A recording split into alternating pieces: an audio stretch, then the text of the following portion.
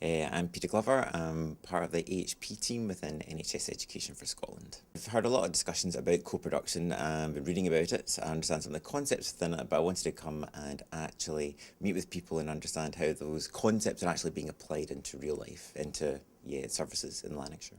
My name's Jackie Melville. I work for Voluntary Action North Lanarkshire, and I would like to welcome you all to the study visit on co-production. What we're going to do today is we're going to take you through our journey in co-production with regard to reshaping care. We're going to start from a strategic perspective, and we're going to work our way back to how we were involved in the community. Kenny Moffat's our Chief Executive, and as I say, from the point of view of the third sector, has obviously got that top strategic overview. Thanks, Kenny. I would hope to give you a general overview of the approach that we've taken as a sector, as an organisation and as a partnership in North Lanarkshire. And I want first of all to give you a flavour of the fact that Liz, Constance and Annie are with us today as volunteers within the sector, as representatives of user and carer organisations, is indicative of the approach that's taken in North Lanarkshire across all levels of partnership. And I think they would agree that the user and carers network and the sector are given a voice. We have parity of esteem within partnerships at all levels, and that's important to understanding how things have moved forward within the reshaping care for older people agenda and wider within the integration agenda as it unfolds for us. First thing I really should say is that the approach we've taken in relation to reshaping care for older people has really been predicated on a very strong partnership approach across all community planning activity in North Lanarkshire.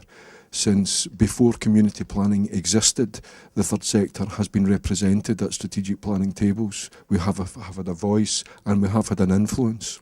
Kenny has covered much of what I might have been saying, but I suppose it's maybe useful for partners around the table just to hear some of the building blocks that we had in place before reshaping care was introduced as a policy across Scotland.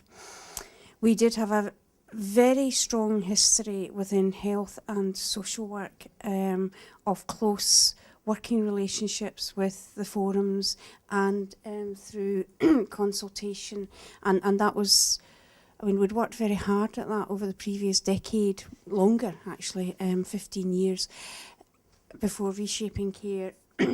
Really to achieve meaningful consultation, and that very often meant linking in with local groups before we started writing the joint community care plans, and then writing the community care plans together, and then again consulting on them. If somebody had had some sort of traumatic incident such as a fracture, how could we support people back into the community and help them develop their networks back into the community? And some people, older people particularly, can become isolated very quickly. Death of a spouse, they can just be ill, just have the flu for 3 weeks, have a fall, not necessarily a fracture, but a fall, lose confidence very quickly, and we need to be aware that we need to reconnect people back in. So I think it's quite important to know all of that as part of the background for I suppose the developments around community capacity building. I'm Diane Stewart from CVS Falkirk District, Third Sector Interface.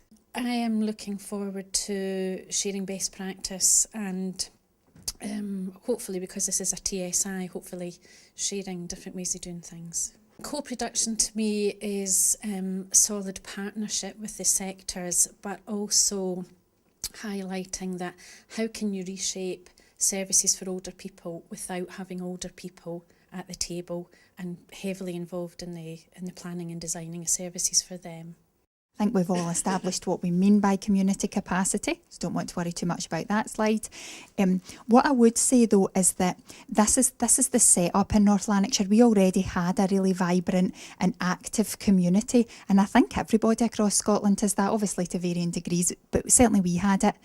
And then through the resource that was allocated to us, we got that additionality, and obviously together with the hospital care and social services, what we're trying to achieve is this really. It's a personal outcome. Different things matter to different people, and through community capacity and carer support, and of course hospital and statutory care, this is what we're hoping to achieve. We're hoping to pull the pieces of the jigsaw puzzle together for everybody. And that's what community capacity building does. It not only provides some of the pieces, but the way we set it up and the governance and that strategic approach means that we've got the picture so we can attach the pieces. And that's what we're trying to do. We recognised that we needed everybody involved at all levels. It's explained that all partnerships require a little give and take. This is untrue.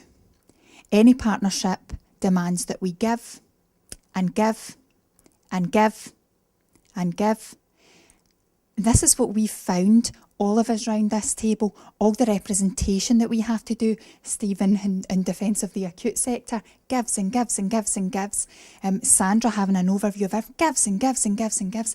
Liz turning up here and to Edinburgh at the last second, phoning me the day before to find out where she's supposed to be, gives and gives and gives and gives. And that's what everybody within this partnership has had to do, but crucially has committed to doing.